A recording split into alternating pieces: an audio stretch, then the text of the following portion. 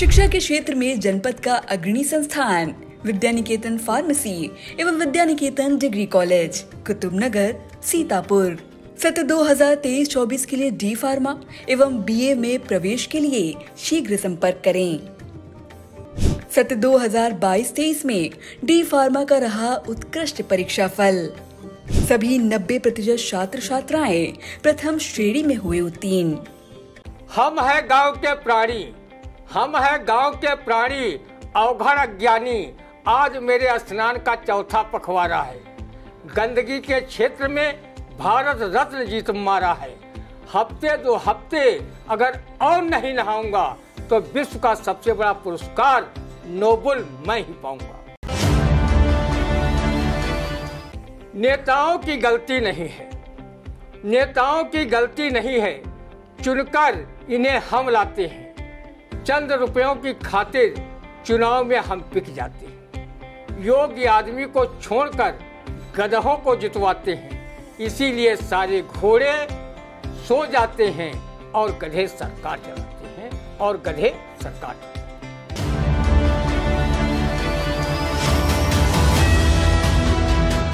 नमस्कार, स्वागत है आप सभी का आई इंडिया के खास शो रंदा में। खबरों पर रंदा चलाने के लिए आई इंडिया के स्टूडियो में मौजूद है वरिष्ठ पत्रकार, कवि एवं रंगकर्मी ज्ञान प्रकाश सिंह प्रतीक जी। तो प्रतीक जी, आपका बहुत बहुत स्वागत है आई इंडिया के स्टूडियो में। आज पहली खबर की शुरुआत करते हैं, जहां झाड़ू लगाकर खूब खिंचवाई फोटो पर नहीं दिखी सफाई, बेअसर दिखा सफाई अभियान। आखिरकार जो स्वच्छांजलि दी गई थी 1 अक्टूबर को, वो कहां तक पहुंची, सुनते हैं रंदा से।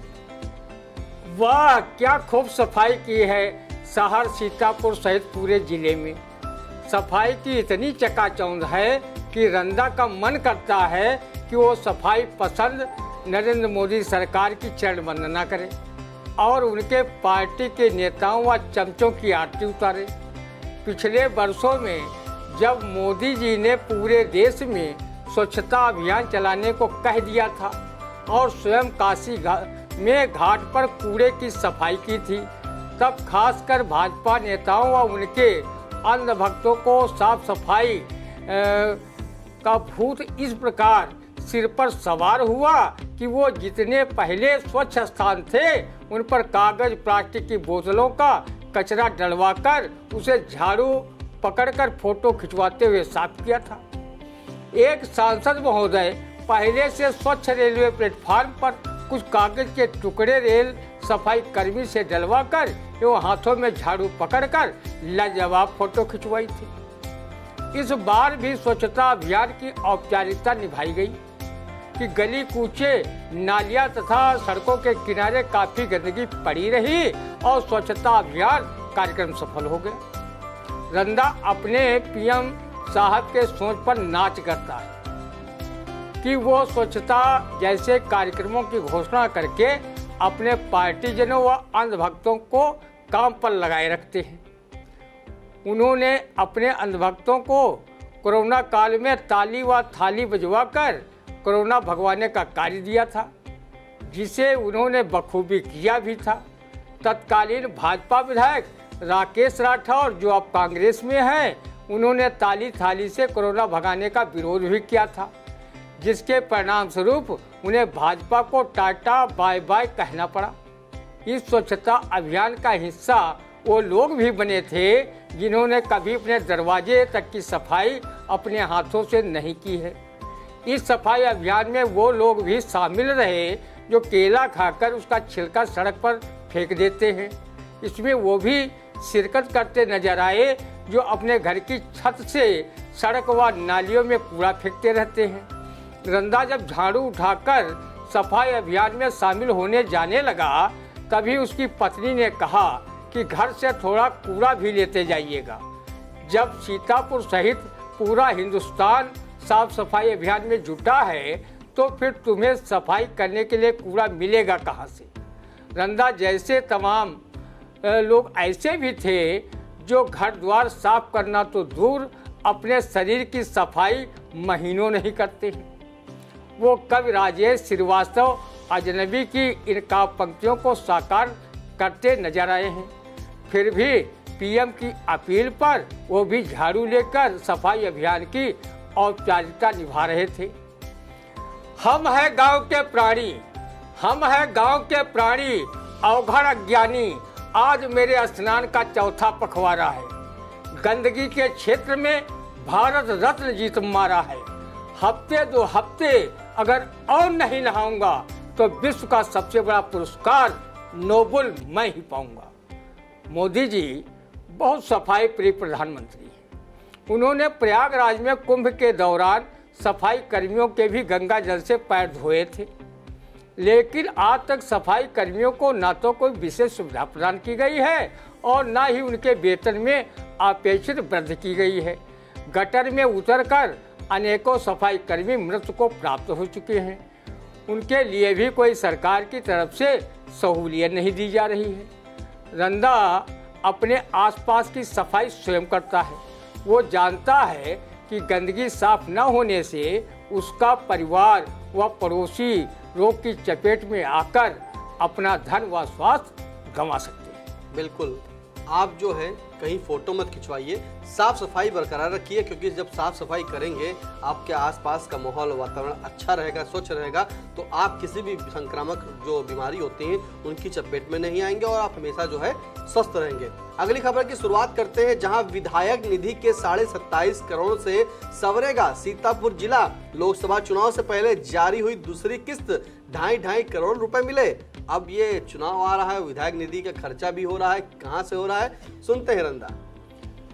विधायक निधि से अगर सीतापुर जिले के विकास की तकदीर व तस्वीर बदल गई होती तो रंदा सरीखे लोग विधायकों व उनके निधि से हुए विकास कार्यों का गीत गाते हुए घूमते। जब से प्रदेश में विधायक निधि शुरू हुई है तब से विकास कार्यों में भ्रष्टाचार व कमीशन खोरी बढ़ी है। इसलिए विधायक सांसद निधि से कराए गए विकास कार्य 6 महीने में ही दम तोड़ देते हैं। सड़कें 6 माह भी नहीं चलती, जिसकी खबरें आए दिन मीडिया की सुर्खियां बनती हैं। पिछले वित्तीय वर्ष में सीतापुर से कई विधायकों ने अपनी पूरी विधायक निधि ही नहीं खर्च कर पाए थे, जिसे शासन को वापस करना पड़ा था। अब आप समझ सकते हैं कि हमारे माननीय विकास कार्यों के प्रति कितने सजग और संवेदनशील हैं। लोकसभा चुनाव को ध्यान में रखकर जो विधायक निधि की 2.5 करोड़ की दूसरी किस्त मिली है, उससे जिला विकास कार्यों में संवरे या न संवरे, लेकिन माननीयों संबंधित अधिकारियों, ठेकेदारों तथा उनके साथ लगे चमचे चाटकारों की तो बाँछे विधायक निधि के 2.5 करोड़ रुपए की किस्त आने पर जरूर खिल गई होगी। अगर सांसद विधायक निधि से जिले का सर्वांगीण विकास हो जाए और वो नई दुल्हन की तरह सच संवर जाए तो रंदा भी खुशी का इजहार ढोल नगाड़े बजाकर करे। सांसद विधायक निधि तो बरसों से जनप्रतिनिधियों को मिल रही है, फिर क्यों सीतापुर जिले में विकास कार्यों का विधवापन दिखता है। जो सड़कें, पुलिया, नाले विधायक निधि से बनते हैं वो जल्द ही धराशायी हो जाते हैं। सांसदों ने जिन गांवों को गोद में लिया था, अगर उन गांवों का ही विकास देख लिया जाए तो विकास की असल तस्वीर सभी को दिख जाएगी।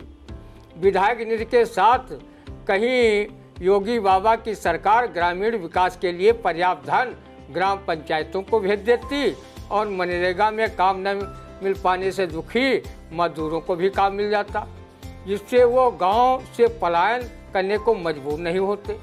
रंदा विकास कार्यों को ठीक से न करने पर कभी सांसद विधायकों को दोष नहीं देता, वो हमेशा दोष ऐसी व्यवस्था को देता है।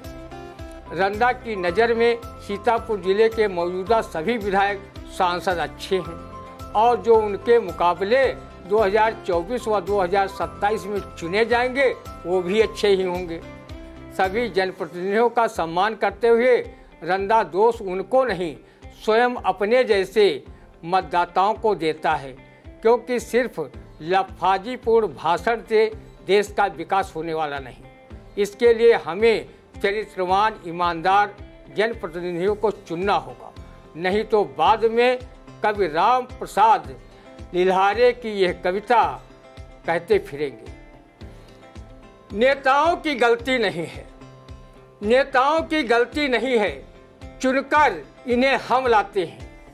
चंद रुपयों की खातिर चुनाव में हम बिक जाते हैं। योग्य आदमी को छोड़कर गधों को जितवाते हैं, इसीलिए सारे घोड़े सो जाते हैं और गधे सरकार चलाते हैं और गधे सरकार चलाते हैं। बिल्कुल, नेताओं की गलती नहीं है, चुनकर इन्हें हम लाते हैं, चंद रुपयों की खातिर चुनाव में हम बिक जाते हैं, योग्य आदमी को छोड़कर गधों को जितवाते हैं, इसलिए सारे घोड़े सो जाते हैं और गधे सरकार चलाते हैं। तो जिस तरह से आपने सुना कि रंदा किस तरह से जो है कटाक्ष करके बिल्कुल रंदा लगा के बिल्कुल चमका दे रहा है, हर बातों को कह दे रहा है कि सांसद विधायक सभी हैं अच्छे, जो ये मतदाता हैं वो अपने मत का सही से प्रयोग जरूर करें, क्योंकि विकास की जो निधि होती है, सांसद निधि और विधायक निधि, ये तो शुरू से चली आ रही है। अगर इन निधियों के सहारे ही विकास होता तो वाकई सीतापुर आज विकास की गंगा में बह रहा होता। अगली खबर की शुरुआत करते हैं, जहां सीतापुर जिले में गौवंश से किसान परेशान, आम जन त्रस्त, फसलों को बचाने के लिए रत जगा कर रहे किसान। सांडों के हमले में कई लोगों की अब तक जा चुकी है जान। अब आवारा गौवंश से किसान परेशान रहे हैं, इस पर क्या कहता है रंदा? शायद चुनाव आ रहे हैं तो कुछ ना कुछ इन गौवंशों को भी जो है उपचार किया जाएगा, लेकिन सुनते हैं रंदा से। रंदा असली गौ गोबर भक्त है। गौवंशों से शायद किसान त्रस्त हों या स्वयं रंदा को साढ़ पटक पटक कर यमपुरी के दर्शन करा दे, लेकिन वो ना तो गौभक्त सरकार की आलोचना सुनेगा और न कभी गौवंशों का अपमान बर्दाश्त करेगा। हमारे गौभक्त सीएम योगी आदित्यनाथ गौवंशों से इतना प्यार दुलार करते हैं कि जब भी गौरक्ष पीठ गोरखपुर जाते हैं उन्हें अपने हाथों से गुड़ खिलाते हैं। और एक तुम लोग हो जो गौवंशों को निराश्रित छोड़ देते हो, वो पॉलीथीन खा रही हैं और अपने प्राण त्याग रही हैं। खेतों में ताल लगा रखे हैं जिसमें फंसकर वो लहूलुहान हो रही हैं। जहाँ बिना तार के खेत मिल जाते हैं वहाँ वो मुंह मारकर हरी भरी फसल को सफा चट कर देती हैं। रंदा गौवंश में 33 कोटि देवताओं के दर्शन कर अपना अगला जन्म सुधार रहा है। गाय खेत चरती हैं, चलने दो, तुम्हें तो 5 किलो अनाज सरकार फ्री फोकट में दे ही रही है। बिहार का निरहुआ बेकार में ही योगी बाबा पर कटाक्ष कर रहा है। 5 किलो राशन का इतना गुमान और 20 कुंटल सांड चराए, तनका न ध्यान योगी बाबा। गाय फसलें चरकर हष्टपुष्ट नहीं होंगी तो तुम्हें मरने के बाद बैतरणी नदी जल्दी से पार कौन कराएगा?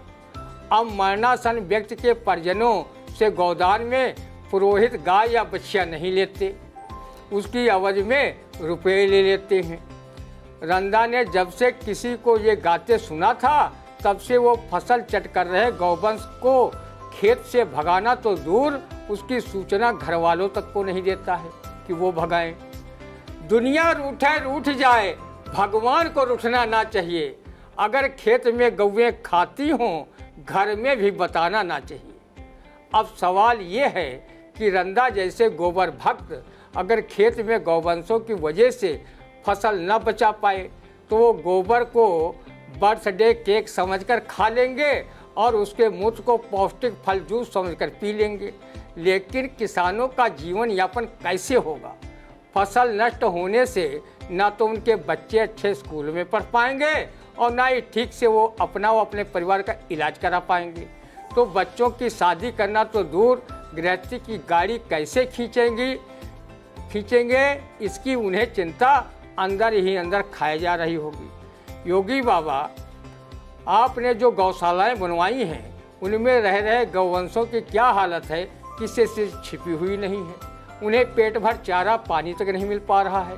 गौशालाओं में आए दिन गौवंशों के मरने की सूचनाएं मिल रही हैं। जो चारा भूसा के लिए सरकारी धन दिया जा रहा है वो ऊँट के मुंह में जीरा के समान है। जिन लोगों ने पशुबाड़े बनवाए भी हैं उन्हें पशुओं की जगह या तो खुद रह रहे हैं या अपने वाहन खड़े कर रहे हैं। स्थितियाँ काफ़ी भयावह हैं। अगर गौवंशों के रहन सहन खान पान का प्रबंध समय रहते नहीं हुआ तो किसान बर्बाद तो हो ही जाएगा। 2024 के लोकसभा चुनाव में भाजपा प्रत्याशियों के लिए दिल्ली दूर हो जाएगी। तब न कहना कि रंदा ने हमें गौवंशों व किसानों की समस्याओं पर हमें बताया नहीं और हमारे सांसद पद के प्रत्याशी चुनाव में बुरी तरह हारकर पटरा हो गए।